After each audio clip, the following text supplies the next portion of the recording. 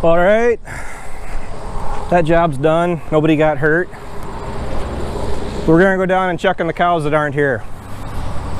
Largely because I was asked to give you guys a little bit of update on the mess we got going on down here. Well, this wasn't so much a mess. Dad got the feed bunk tore out. Oh, it's been a little while now. We got to pick up the belts and some scraps of some posts that are junk, and those actually all but this post on this end is still good, but the rest of that's got to come out. Basically, we're looking at a overhaul. So you guys can see the aftermath of a big battle that just went on here. Wasn't too big of a battle. The ones that I thought were going to be problems were quick on the trailer, and the ones that should have walked right on the trailer are the ones that almost hurt us. So Ryan, Hannah, and I got the cows gone. That's right. I'm kind of going back on everything I said about keeping the cows at Rockville. And the reason being, the cows went out to greener pastures, quite literally. The pastures down at my place have some room, and I figure it's just, at this point, it's been dry except for that big storm that went through, the Derico, I think that's what they're calling it. So I went through all the trouble of getting my hay feeder set up and re-welded, which is holding up really nice, to only put 2 bales in it. So what's going to happen here, I'm going to scrape up all the manure and lump it up into a pile. I'm going to come out here to this outside shed, plus my bed pack. All that is going to be scraped out, cleaned up, and pushed up into a pile. The bale feeders, what's left of that bale over there, I'm actually going to flip both these up. That's going to get pushed into the pile. I keep bumping over a big change that we have here. I don't know if it was addressed, but we got a little bit more to do than what we originally planned on. The winds, I believe, were sustained around, what were they?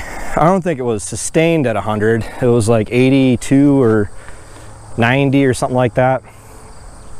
And it spiked up to, the highest number I heard was 108. So all this is more than likely, pretty obviously, gonna have to be redone. So another reason why I got the cows out of here. Another reason too is, I'll be blunt, I'll tell you how it is.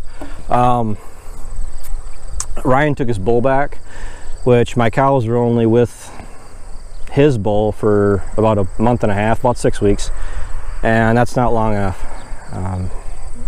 It's not. Generally I would have preferred about 90 days just to make certain that everybody has had a chance for playtime with the bull, I guess is the PG way to say it. Dad has 2 bulls down at my place. Unfortunately, due to recent circumstances, I'm not going broke by any means, but I just can't justify buying a bull right now. If I did, it'd probably be a panic buy, and I just really don't want to have to go out and panic buy a bull. I just don't. So any more updates you have on the cows, which, let's face it, it'll probably almost certainly happen, they're going to be down at my place. So they're at least utilizing all the pasture that's growing up there. This one can get a little bit of a breather. I mean, we got some weeds that are coming up that I got to take care of, but the cows will be back. It's just that we got to go through and just rework pretty much everything. It's shot. It's from many years of milking cows, dairy, cattle, kind of hard on it. And honestly, now that we got no cow pressure, this fence over here might get ripped out and redone. It's woven wire from the old days, and it's just we don't need it. The cows are actually pushing it down. We went through a week ago and we had to pull all the wires back up and string them up to the barbed wire on top. Why didn't we run a hot wire? I do intend to run the hot wire at least around 3/4 of this pasture.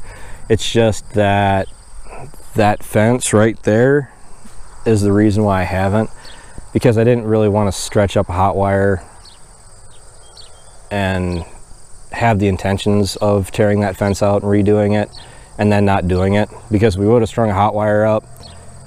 All it would have done was kick the can down the road, and ultimately what would have happened was, well, as I was saying, if we would have went ahead and put a hot wire around the pasture over top this fence, it probably would have just pushed the plans of just putting in a new fence that much farther back, because hey, it's got a hot wire on it, the cows won't bother it.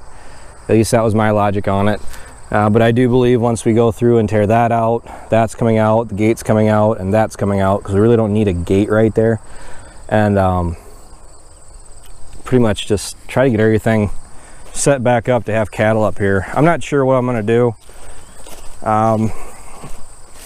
The barn lot down at my place, that needs some work yet. That's going to just probably get a quick patch, just so it'll hold cattle, and then I'll probably kick the can down the road on that one, just because with the storm and everything else I got going on, plus the realization that we're halfway through August.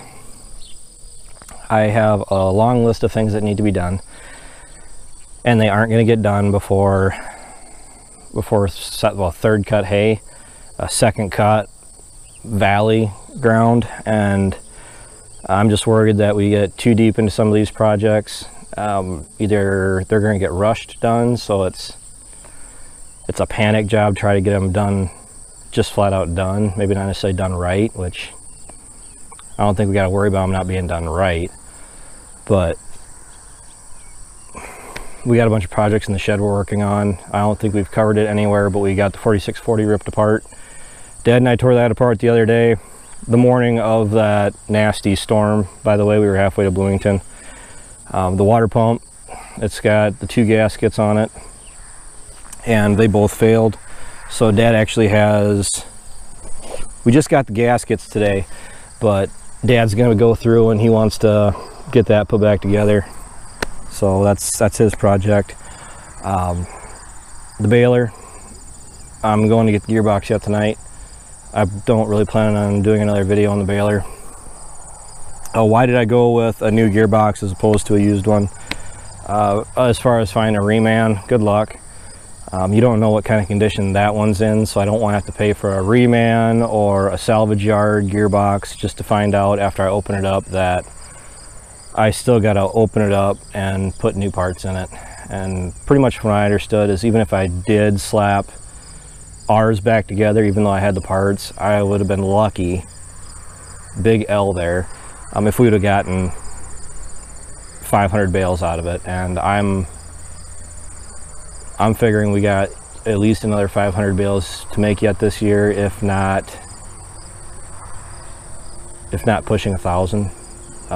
Between the hay, if I can do the soybean stubble, at this point that's a big if. I'm not sure if I'm even going to go ahead and do it. Just depends on how the fall is going to treat me. Also, what'd I say? Hay, soybean stubble, and corn fodder. So we have more cattle this year than we did last year. If I can shake some change loose, I actually wouldn't mind going and buying a few more heifers or bred cows yet again this year. So just trying to get the pastures and everything back up to capacity, which we actually are doing a pretty good job at that. So with that, I got to get going because the sun's getting low, and Brittany's looking for me.